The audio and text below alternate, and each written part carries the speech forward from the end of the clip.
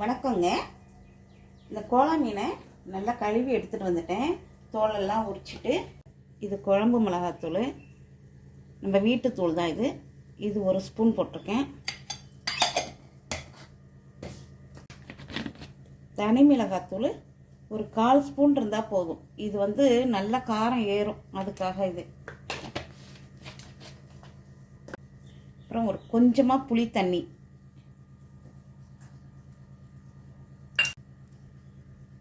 கால் spoon மஞ்சத்தூள், 1/2 spoon உப்பு, அப்புறம் தேங்காய் அரைச்சி வச்சுருக்கேன். இதில் சோம்பு போட்டு அரைச்சிருக்கேன். அப்புறம் அரைச்சி முடித்தோடனே கொஞ்சோண்டு வெங்காயம் போட்டு தட்டி எடுத்துருக்கேன். இதில் 1 ஸ்பூன் போட்டுக்கோங்க. பெசரி வச்சிட வேண்டியதுதான், அவ்வளோதான்.